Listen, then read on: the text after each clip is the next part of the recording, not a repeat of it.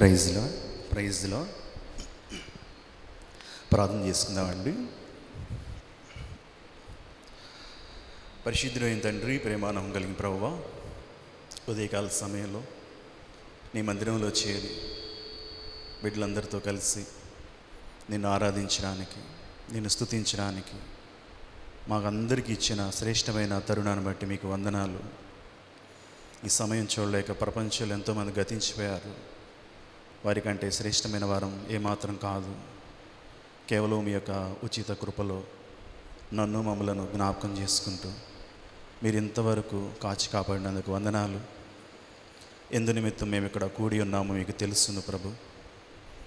నాయనా, నిన్ను ఆత్మతోనూ సత్యముతోనూ యథార్థ హృదయంతోనూ ఆరాధించుటకు మేము ఇక్కడ కూడి ఉండగా మా మనస్సులను, మా తలంపులను మా పూర్ణ హృదయంతో నిన్ను ఆరాధించేవారిగా, అలాంటి యోగ్యత కలిగిన మనస్సు మాకు అనుగ్రహించండి తండ్రి. నాయన, ఈ వాక్యం ద్వారా మీరు ఎలాంటి దేవుడో మాకు జ్ఞాపకం చేయండి.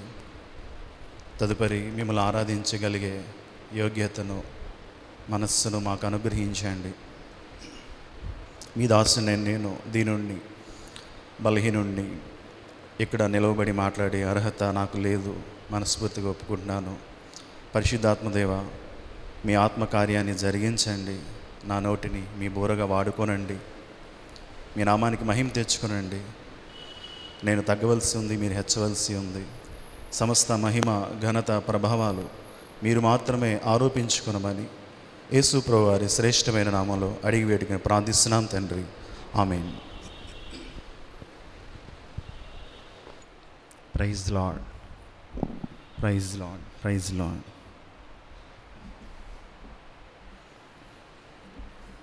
బైబిల్ గ్రంథంలో యేసుక్రీస్తు ప్రభువు వారి గురించి చాలామందికి చాలా రకాల అభిప్రాయాలు ఉన్నాయి.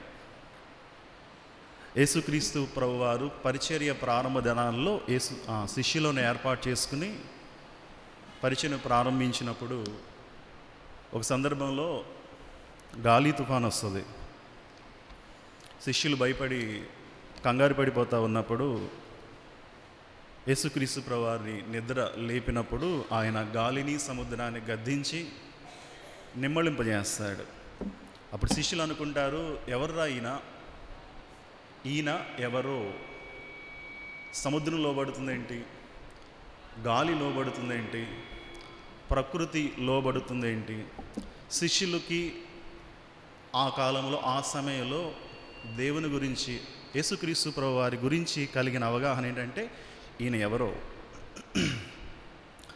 బాప్తిసం ఇచ్చే యోహాను యేసుక్రీస్తు ప్రభు వారి గురించి మాట్లాడుతూ ఆయన అంటాడు, లోక పాపములను మోసుకొని పోవు దేవుని గొర్రెపిల్ల అని సాక్ష్యం ఇస్తూ ఉంటాడు.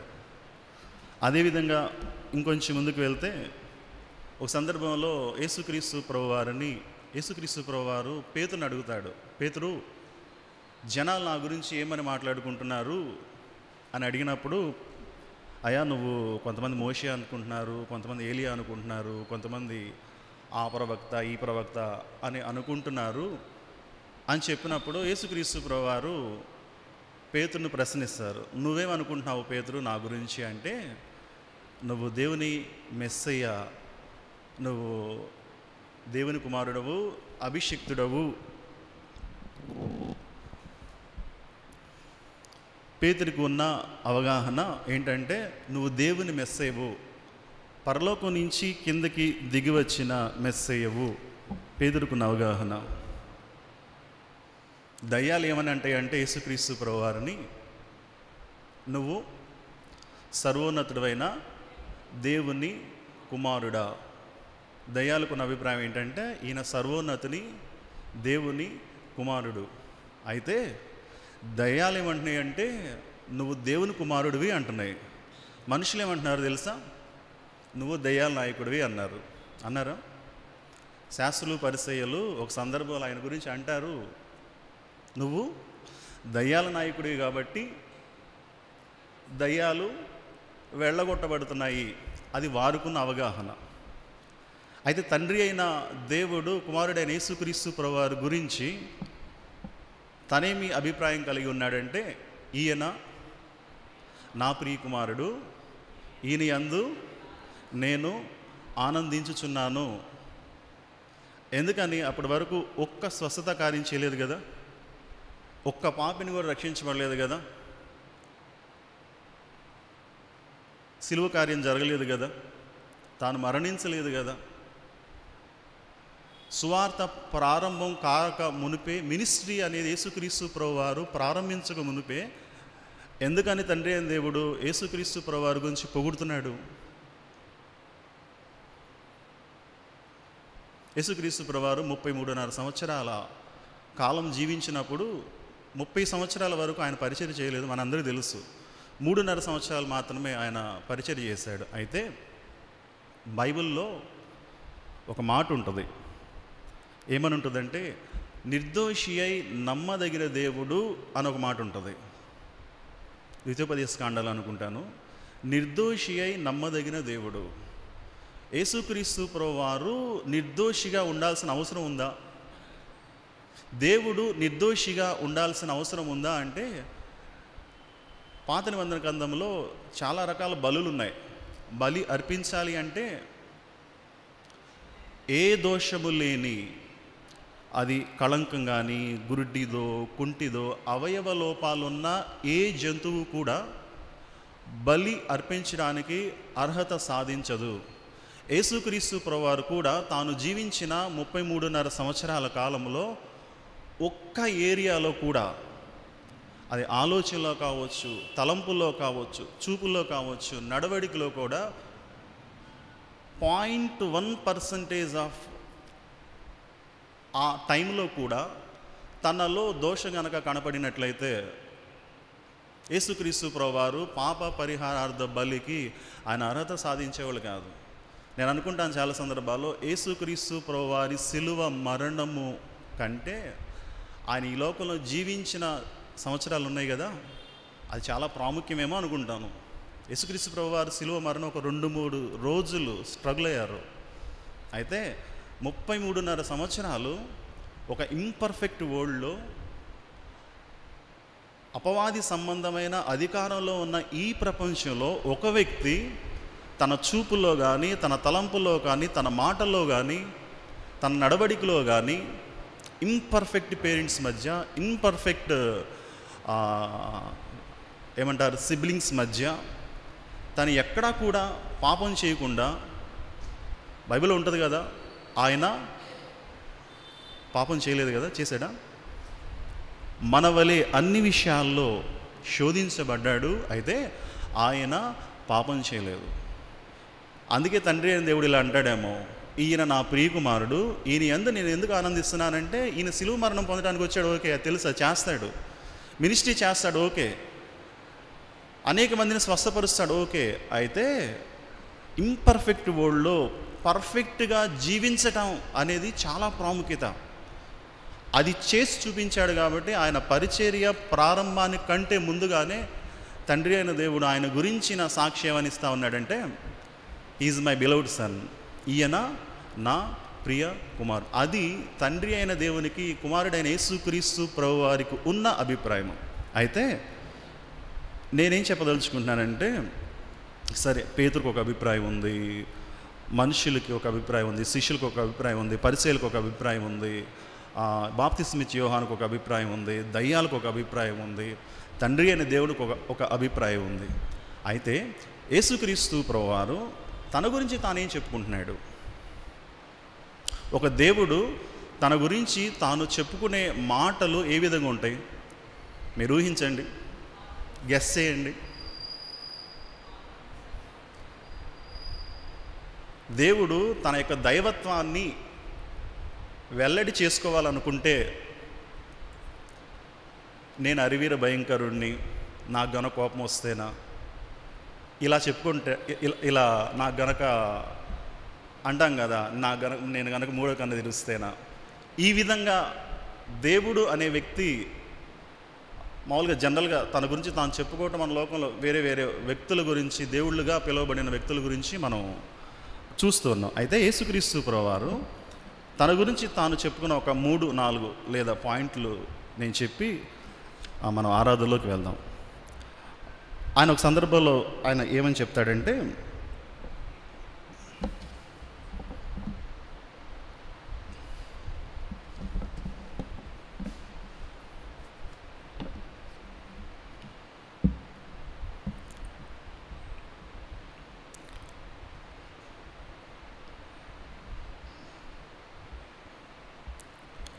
యోహాను సువార్త 10వ అధ్యాయము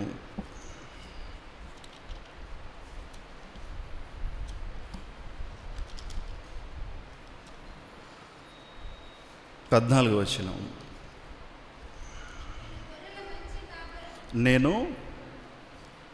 నేను గొర్రెల మంచి. ఒక దేవుడు తాను గురించి ఏమని చెప్పుకున్నాడంటే, నేను గొర్రెల కాపరిని, లేకపోతే గొర్రెలకు మంచి కాపరిని. బాగుందా? దేవుడు తన గురించి తాను మాట్లాడుకుంటూ, తన గురించి తాను చెప్పుకుంటూ ఉపయోగిస్తున్న పదం ఏంటంటే, ఐఎమ్ గుడ్ షెపర్డ్ అంటున్నాడు. నేను గొర్రెల కాపరిని. మోడీ గారిని పిలిచి, ఏమండి నేను మంచి టీ కొట్టోడిని అనమంటే అంటాడా? అనగలడా? అనలేడు కదా. ఒకప్పుడు ఆయన స్థితి అదే, ఒకప్పుడు ఆయన చేసిన పని అదే. ఇప్పుడు ప్రధానమంత్రిగా అయిన తర్వాత నేను మంచిగా టీ పెడతాను, మంచి టీ కొట్టోడు అని చెప్పుకోలేడు. అయితే ఇక్కడ యేసుక్రీస్తు ప్రభువారు తన గురించి తాను ఏమని చెప్పుకుంటాడంటే, నేను గొర్రెల మంచి కాపరిని. మంచి కాపరి ఏం చేస్తాడు? మంచి కాపరి ప్రాణం పెడతాడు. అయితే తన డైలీ యాక్టివిటీస్ ఎలా ఉంటాయి? ఫస్ట్ ఏం చేస్తాడు? గొర్రెల కాపరి ఏం చేస్తాడు? పచ్చిక ఎక్కడుందో నడిపిస్తాడు కదా. పచ్చిక ఎక్కడుందో కనుగొంటాడు. మంచి పచ్చిక బయళ్ళు ఉన్న ఆ ప్రాంతానికి నడిపిస్తాడు. వాటర్ ఎక్కడ ఉన్నాయో అక్కడికి నడిపిస్తాడు. ఇంకా తిన్ననైన మార్గంలో నడిపిస్తాడు. అటువైపు ఇటువైపు ప్రక్కకి చెదిరిపోతూ ఉన్నప్పుడు కర్ర ఉపయోగిస్తాడు కదా. నేను డిప్లొమా చదువుతున్నప్పుడు నా కాలేజీ నుంచి ఆ ఇంటికి సైకిల్ మీద వెళ్ళేవాడిని. ఒకసారి ఈవినింగ్ కాలేజీ అయిపోయిన తర్వాత నేను ఇంటికి వస్తున్నాను. కాలేజీ నుంచి ఇంటికి రావాలంటే ఒక రైల్వే ట్రాక్ దాటాలి, రైల్వే గేటు గుండా రావాలి. రైల్వే గేటు దగ్గరకు వచ్చినప్పుడు గేట్ వేశారు. దూరం నుంచి ట్రైన్ వస్తూ ఉంది. చాలా స్పీడ్గా ట్రైన్ వస్తుంది. ఆ రైల్వే ట్రాక్కి పక్కన ఏం జరుగుతుందంటే, ఒక గొర్రెల మందు ఉంది. నేను దూరం నుంచి అబ్జర్వ్ చేస్తున్నాను. ఆ మందలో నుంచి ఒక గొర్రె పరిగెట్టుకుంటూ రైల్వే ట్రాక్ వైపు వస్తుంది. ఆ రైల్వే ట్రాక్ మీదకి ట్రైన్ వస్తుంది. ఆ గొర్రెని ఆ ప్రమాదం నుంచి తప్పించడం కొరకు వెనకాల గొర్రెల కాపరు కూడా పరిగెట్టుకుంటూ వస్తున్నాడు, కర్రతో పరిగెట్టుకుంటూ వస్తున్నాడు. అయితే గొర్రె తనకంటే వేగంగా పరిగెడుతుంది. వేగంగా పరిగెట్టే క్రమంలో ఇంకా ఆల్మోస్ట్ ట్రాక్కి రీచ్ అవుతున్న సందర్భంలో ఈయన చాలా దూరంలో ఉన్నాడు గొర్రెల కాపరి. అప్పుడు ఫైనల్గా తను చేసిన పని ఏంటో తెలుసా? తన చేతిలో కర్ర ఉంది కదా, గురి చూచి కాళ్ళ మీద కొట్టాడు. అప్పుడు దాకా పరిగెత్తిన గొర్రె ఆ ట్రాక్ పక్కనే పడిపోయింది. ట్రైన్ వెళ్ళిపోయింది. ప్రమాదం తప్పించబడింది కదా. ఇప్పుడు చెప్పండి, కాపరికి గొర్రె మీద కోపం ఉందా, ప్రేమ ఉందా? చెప్పాలి. కొట్టాడుగా, మరి దెబ్బ తగిలిందిగా, నొప్పి వచ్చి ఉంటుంది కదా. అయితే దేవుడు కూడా చాలా సందర్భాల్లో త్రోవ తప్పినప్పుడు కొడతాడు కదా. కొట్టాడా? నన్నైతే చాలాసార్లు కొట్టాడు దేవుడు. అయితే ఆ గొర్రె ఆ పడిపోయిన స్థితిలో ఉంది. మందేమో ముందుకు సాగిపోతూ ఉంది. నేను దూరం నుంచి ఇవన్నీ చూస్తున్నా, కల్పిత కథ కాదు, నిజంగా జరిగిన ఇన్సిడెంట్ ఇది. ఆ గొర్రెల మంద ముందుకు వెళ్తూ ఉంటే ఈ గొర్రె కదలలేకపోతుంది. ఎంతగా నడిపించినా కానీ నడవలేకపోతుంది. చిన్న గొర్రె పిల్ల. అప్పుడు ఆయన ఏం చేశాడు తెలుసా? తన భుజాల మీద ఎక్కించుకుని గొర్రెల మందలోకి తీసుకుని వెళ్ళాడు. నిజమే, దేవుడు కొడతాడు, భుజాల మీద కూడా ఎక్కించుకుంటాడు. చాలా సందర్భాల్లో మా నాన్నగారు విషయం పూర్తిగా తెలుసుకోకుండా తిడతా ఉండేవాడు. మా నాన్న మమ్మల్ని తిడతా ఉండేవాడు. తర్వాత కాలంలో విషయం, అరే వీడు తప్పు చేయలేదు అయినా నేను అనవసరంగా తిట్టాను అని తెలుసుకున్నప్పుడు మేము అనేవాళ్ళం, నాన్న నువ్వు చూసావా, నువ్వు అనవసరంగా మమ్మల్ని తిట్టావు అంటే మా నాన్న ఏమనేవారు తెలుసా, అరే నా తిట్టులు కూడా మీకు దీవెనలే. దేవుడు కొట్టినా కానీ అది అది మనకు దీవెనే. మంచి కాపరి ఏం చేస్తాడంటే గొర్రె తప్పిపోయేటప్పుడు కొడతాడు, గాయం చేస్తాడు. ఆ గాయం చేయటం మంచిదే. అయితే ఈ కాపరే కొట్టడం మాత్రమే కాదు, అవసరమైతే తన ప్రాణాన్ని కూడా పెడతాడు. యేసుక్రీస్తు ప్రభువారు చేసింది అదే కదా. ఆయన గొర్రెలకు మంచి కాపరి అంటే ఆయన గొర్రెలను కాయటం మాత్రమే కాదు, గొర్రెలు త్రోవ తప్పినప్పుడు ఆ గొర్రెలు కొరకు ప్రాణం పెట్టడానికే వచ్చారు. నెంబర్ 1 యేసుక్రీస్తు ప్రభువారు ఎవరు? మంచి కాపరి, మంచి గొర్రెల కాపరి. అందును బట్టి మనం ఆయన్ని ఆరాధించవచ్చు.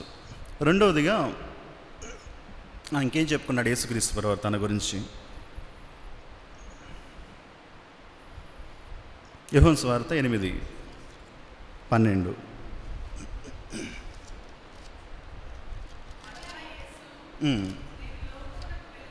నేను లోకానికి వెలుగు. నెంబర్ 1 యేసుక్రీస్తు ప్రభువారు తన గురించి తానేమని చెప్పుకున్నాడంటే నేను గొర్రెల మంచి కాపరిని. నెంబర్ 2 నేను లోకానికి వెలుగు. పాత నిబంధనలో కీర్తనలు 119, 105 ఏమంటుంది? తీయకుండా చెప్పగలరా? నీ వాక్యము నా పాదాలకు దీపం. వాక్యం ఏంటంట? వాక్యము దీపము అంటే వాక్యము వెలుగు.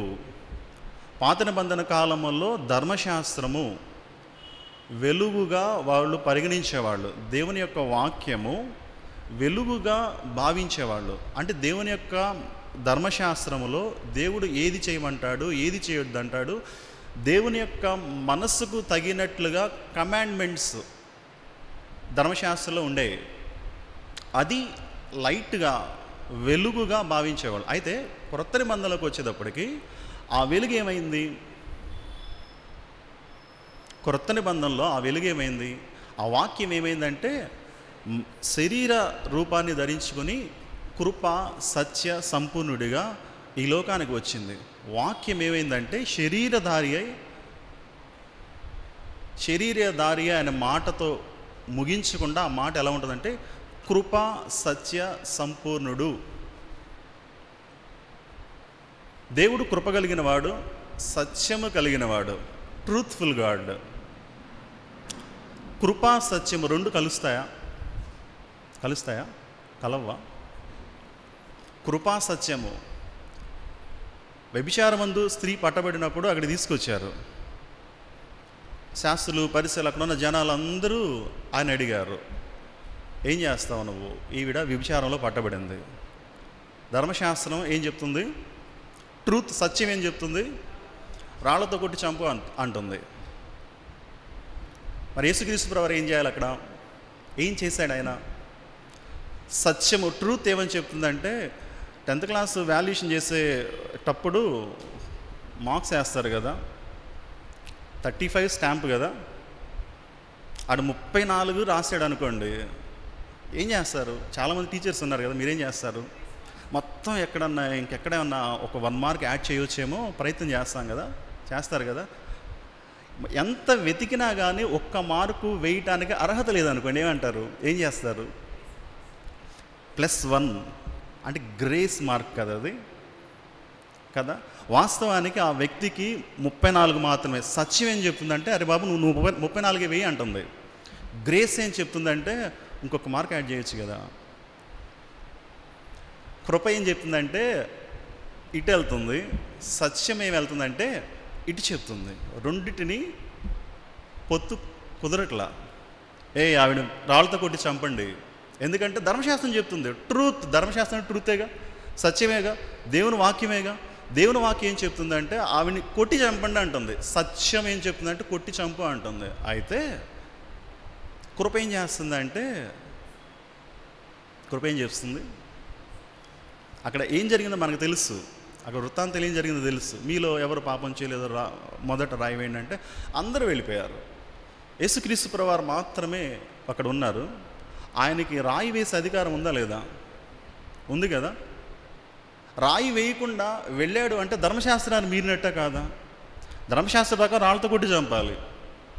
ఈయనకి రాయి వేసే అధికారం ఉంది. ధర్మశాస్త్రాన్ని ఫాలో అవ్వకుండా విడిచిపెట్టడం అంటే ధర్మశాస్త్రాన్ని మీరినట్టు కాదా? కాదా? తప్పు చేసిన వ్యక్తికి శిక్ష వేయమని చెప్పింది ఈయనే, శిక్ష వేయకుండా విడిచిపెడుతుంది ఈయనే. అవునా కాదా? శిక్షించమంది ఈయనే, శిక్షను రద్దు చేసింది ఈయనే. అయితే ఇక్కడ ఏం జరిగిందంటే, తనకు బదులుగా నేను 1 లక్ష రూపాయలు అప్పు చేశానండి. అప్పులో ఇంటి మీదకి వచ్చారు. నేనే చెల్లించాలా, మా నాన్నైనా చెల్లించవచ్చా? నేను చెల్లిస్తేనే లేదు నువ్వు ఇస్తేనే నేను తీసుకుంటానంటారా? మా నాన్న ఇచ్చినా తీసుకుంటారా? నాకు బదులుగా అక్కడ యేసుక్రీస్తు ప్రభువారు చేసింది ఏంటంటే, ఆవిడ తప్పు చేసింది. ఆవిడ తప్పుకి శిక్ష ఏంటంటే మరణం. అయితే ఆ మరణాన్ని నేను భరిస్తా. అది కదా చేసింది ఆయన. ఆ మరణానికి ఆ తప్పుకి శిక్ష మరణం. అంటే నీకు బదులుగా తండ్రి ఏ విధంగా అయితే రుణాన్ని చెల్లించాడో, నీ పాప శిక్షకి రుణముగా ఆ మరణాన్ని నేను చెల్లిస్తా. అంటే అక్కడ విమోచించాడు దేవుడు క్రయధనముగా, తనకు బదులుగా. ఈ రెండు చేయటాన్ని బట్టి కృప సత్యము సంపూర్ణంగా దేవుల్లో ఉన్నాయి. ఆ వాక్యమే శరీరధారి అయి కృపా సత్య సంపూర్ణుడుగా ఈ లోకానికి వచ్చాడు. అంటే ఆయన వెలుగు ఏం చేసిందంటే, కృపని సత్యాన్ని రెండింటిని ఐక్యపరచి మానవునికి మేలు చేసిందా లేదా? ఇంకొక మాట, యేసుక్రీస్తు ప్రభువారు తన గురించి తాను మాట్లాడుతూ యోహాను సువార్త 14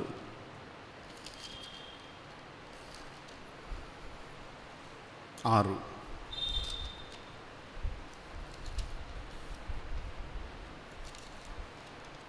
యోహాను సువార్త 14:6 యేసు నేనే మార్గాన్ని సత్యాన్ని జీవాన్ని, నా ద్వారా తప్ప ఎవడునూ తండ్రి దగ్గరికి రాడు. నేనే మార్గాన్ని, నేను కూడా అనలేదు కదా దేవుడు.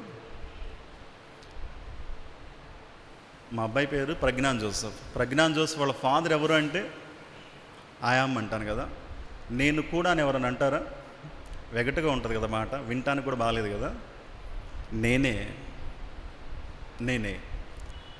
నేనే మార్గాన్ని అంటే, నేను పుట్టినప్పుడు 90లో పుట్టాను నేను. 1990లో. అప్పుడు ఫోన్ చేసుకుని అంత కంఫర్ట్ లేదు. పిల్లలు పుట్టారు అని చెప్పాలంటే ఒక వ్యక్తి వచ్చి ఇన్ఫర్మేషన్ ఇవ్వాలి. మా తాతయ్య గారు రేపల్లెలో ట్రైన్ ఎక్కి గుంటూరు వచ్చి, అయ్యా నీకు కొడుకు పుట్టాడు అని చెప్పాడు. ఇప్పుడు చెప్పండి, నన్ను చూడటానికి మా నాన్న వస్తాడా? నేను మా నాన్న చూడటానికి వెళ్తాను. నాన్న వస్తాడా? నేను నాన్న దగ్గరికి వెళ్తానా? ఎందుకు? నేను వెళ్ళగలనా? వెళ్ళగలిగిన పరిస్థితి నాకుందా? నాన్న నన్ను వెతుక్కుంటూ వస్తాడు కదా. నాన్న నన్ను వెతుక్కుంటూ వచ్చి హాస్పిటల్కి వచ్చి, అరే నేను మీ నాన్నను రా అని తన్ను తాను ప్రత్యక్షపరుచుకుంటాడా? అప్పుడు అర్థం కాదు పిల్లవాడికి, పసిపిల్లవాడాడు. కొద్ది రోజుల తర్వాత నాన్న వచ్చి తన ఇంటికి తీసుకువెళ్తాడా లేదా? నాన్నకి మా ఇంటి గురించి బాగా తెలుసా, పక్కింటి వాళ్ళకి తెలుసా? మా ఇంటికి తీసుకెళ్లే మార్గం మా నాన్నకంటే బాగా ఎవరికైనా తెలుసా? మా నాన్న వచ్చి మా నాన్న దగ్గర ఉంటే చాలు, మా నాన్న చేతిలో ఉంటే చాలు, ఆయన ఖచ్చితంగా మా ఇంటికి తీసుకెళ్తాడు.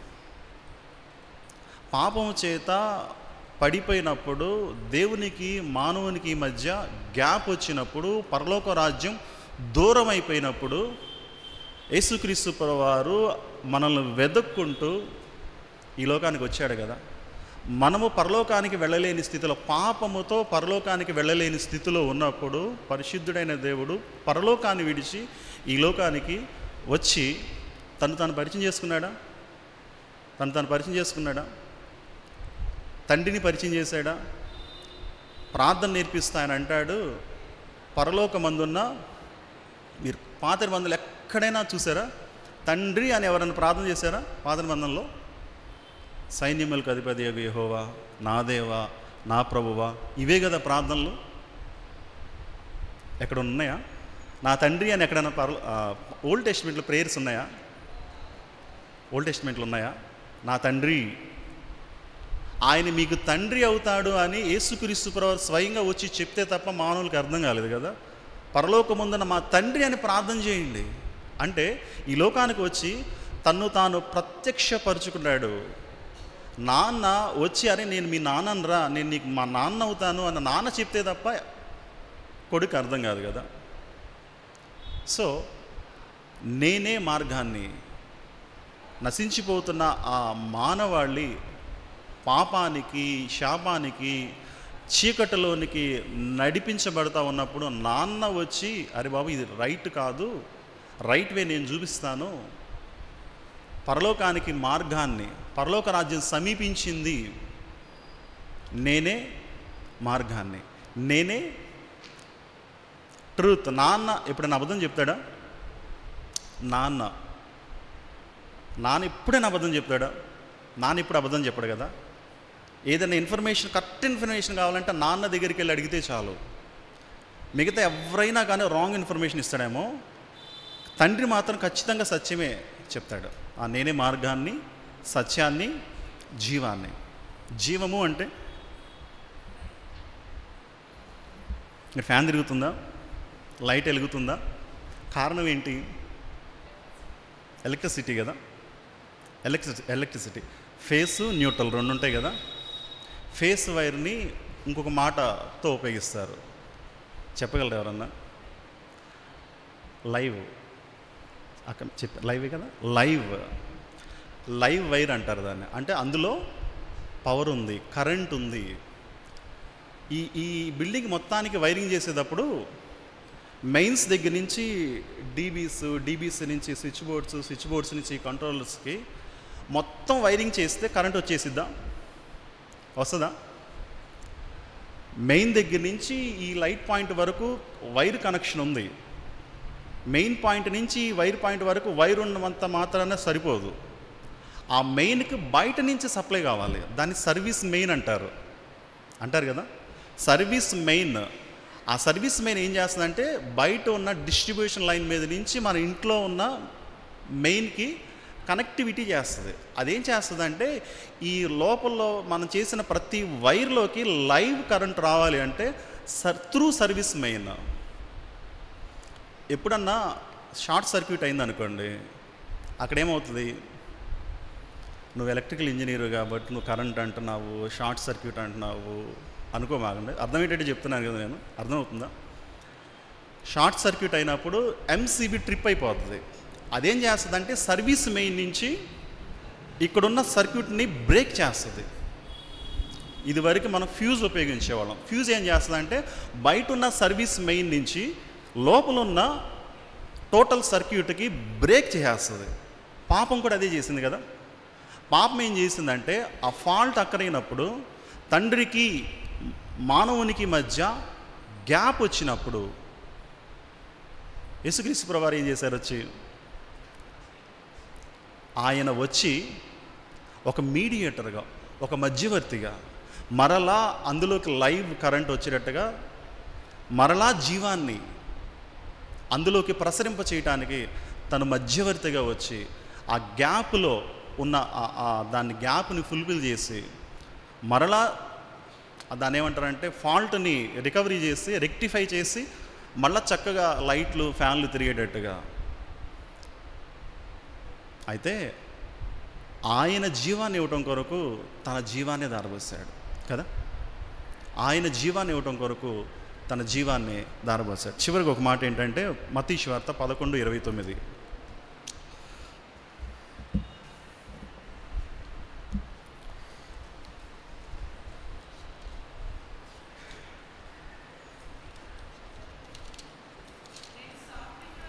నేను దేవుడు సాత్వికుడిగా ఉండాల్సిన అవసరం ఉందా? నేను సాత్వికుణ్ణి, దీన మనస్సు కలిగిన వాడని. దేవుడు దీనుడుగా ఉండాల్సిన అవసరం ఉందా? ఎందుకు యేసుక్రీస్తు ప్రభువారు ఎక్కడ చూసినా హ్యూమిలిటీ, హంబుల్ ఇవే మాట్లాడతాడు కదా. ఎక్కడా కూడా తన యొక్క దైవత్వాన్ని లేకపోతే ఒక అలా చేయడు. హ్యూమిలిటీ, నేను సాత్వికుణ్ణి, దీన మనస్సు కలిగిన వాడిని. యేసుక్రీస్తు ప్రభు తన గురించి ఏం చెప్తానంటే, నేను గొర్రెల కాపరిని, గొర్రెలకి మంచి కాపరిని, నేను వెలుగును, నేను మార్గాన్ని, సత్యాన్ని, జీవాన్ని. ఇవి బాగానే ఉన్నాయి, వినటానికి బాగున్నాయి. అయితే నేను సాత్వికుణ్ణి, దీన మనస్సు కలిగిన వాడిని. యేసుక్రీస్తు ప్రభువారు ఎన్ని సందర్భాల సాత్వికం చూపించారు కదా. సాత్వికం అంటే పవర్ అండర్ కంట్రోలే కదా. అంటే తాను కోపగించగలడు కానీ కోపగించాల. ఎన్ని సందర్భాల్లో ఆయన బాధ పెట్టారు, ఎన్ని సందర్భాల్లో దూషించారు కదా. నువ్వు దయ్యాల నాయకుడు అన్నారు, నువ్వు దయ్యానివి అన్నారు. నన్ను ఒక మాట, అరే మీ పిల్లోని ఒక మాట, అరే దయ్యం అని ఒక మాట అనండి. వాడేమంటాడు? మీ అమ్మాయిని నువ్వు దయ్యంలాగా ఉన్నావు అనండి. ఏంటి మమ్మీ, బాధపడుతుందా లేదా, మనసులో నొచ్చుకుంటారా లేదా? యేసుక్రీస్తు ప్రభువారిని ఎన్ని సందర్భాలు హర్ట్ చేశారో. యేసుక్రీస్తు ప్రభువారిని చంపడానికి కొండ మీద తీసుకెళ్లారు ఒకసారి. ఎలా అంటే ఆయన పట్టణం నుంచి వెళ్ళగొట్టారంట. వెళ్ళగొట్టడం అంటే తరిమారేమో, కాలర్ పట్టుకుని తీసుకెళ్లారేమో. ఎక్కడా కూడా యేసుక్రీస్తు ప్రభువారు వన్ పాయింట్ ఆఫ్ టైంలో కూడా తన టెంపర్ని లాస్ అవ్వలా. తన సాత్వికాన్ని తను కోపగించగలడు. తను కోపగించుకుంటే పర్వతాలు షేక్ అవుతాయి, భూమి కంపించిద్ది, ఆకాశం నుంచి అగ్ని వస్తుంది. కానీ యేసుక్రీస్తు ప్రభువారు కోపగించడానికి రాలా, తను ప్రేమను చూపించడానికి వచ్చాడు.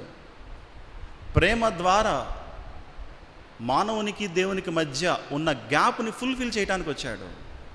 దీనత్వాన్ని తాను ప్రాక్టికల్గా చూపించి, మనుషులు కూడా ఇలాంటి హ్యూమిలిటీ కలిగి ఉంటే పరలోకానికి వెళ్తారు.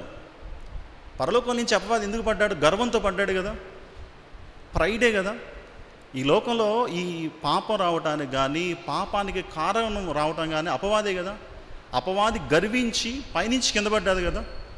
మరి కిందకించి పైకి వెళ్ళాలంటే గర్వానికి విరుగుడేంటి, ఆపోజిట్ వర్డ్ ఏంటి? హ్యూమిలిటీయేగా. గర్వము మనిషిని లేకపోతే అపవాదిని పైనుంచి కిందకి పడేస్తే, హ్యూమిలిటీ ఏం చేస్తుందంటే కింద నుంచి పైకి తీసుకెళ్తుంది. అది ప్రాక్టికల్గా యేసుక్రీస్తు ప్రభువారు తన లైఫ్లో, తన జీవన విధానంలో, తన బ్రతికిన కాలంలో యేసుక్రీస్తు ప్రభువారు ఈ లోకానికి వచ్చి సిలువ మరణం మాత్రమే కాదు, తను జీవించిన జీవన విధానంలో ప్రాక్టికల్గా అన్ని విషయాల్లో హంబుల్గా ఉంటూ, అన్ని విషయాలు దీనత్వంగా ఉంటూ, అన్ని విషయాల్లో ప్రేమను చూపిస్తూ, అన్ని విషయాల్లో సాక్రిఫైస్ అని అంటాడు కదా. నక్కలకి బొరీలు ఉన్నాయి, ఆకాశ పక్షులకు గూళ్ళు ఉన్నాయి, మనిషి కుమారుడికి తలవాల్చుకోవడానికి స్థలం లేదు కదా. ఆయన తలుచుకుంటే ఆకాశానికి భూమి మధ్య డూప్లెక్స్ హౌస్ కట్టుకోలేడు. ఆయన పుట్టుక దీనత్వం, ఆయన జీవన విధానం దీనత్వం, ఆయన మరణం దీనత్వం, ఆయన యొక్క లైఫ్ స్టైలే దీనత్వం. ఎందుకని అంటే ఆ దీనత్వం మనిషిని కింద నుంచి పరలోకాన్ని తీసుకెళ్తుంది. ఆయన ప్రాక్టికల్గా చూపించి మనకు ఒక మాదిరిని, యేసుక్రీస్తు ప్రభువారు ఈ లోకములో మనకు రక్షణ ఇవ్వటంతో పాటు ఆయన చేసే మరొక ప్రాముఖ్యమైన పని ఏంటంటే ఆయన మాదిరికరమైన జీవితం జీవించాడు. నెంబర్ 1 యేసుక్రీస్తు ప్రభువారు గొర్రెలకు మంచి కాపరి, అందుని బట్టి మనం ఆరాధించవచ్చు. నెంబర్ 2 ఆయన లోకానికి వెలుగు, ఆ వెలుగే కృపాసత్య సంపూర్ణుడు ఈ లోకానికి వచ్చాడు. నెంబర్ 3 జీవం, మానవునికి దేవునికి మధ్య గ్యాప్ వచ్చినప్పుడు, పాపం ద్వారా ఆ గ్యాప్ వచ్చినప్పుడు తన జీవాన్ని పెట్టి మరలా మనలోకి లైవ్ కరెంట్ ఎలాగైతే ఫ్లో అవుతుందో తన జీవాన్ని మనలో ఫ్లో చేశాడు. నెంబర్ 4 ఆయన సాత్వికుడు, దీన మనస్సు కలిగినవాడు. ఆయన సాత్వికుడు, దీనత్వంతో ఉన్నాడు కాబట్టే మానవునికి ఈ లోకంలోకి రక్షణ వచ్చింది.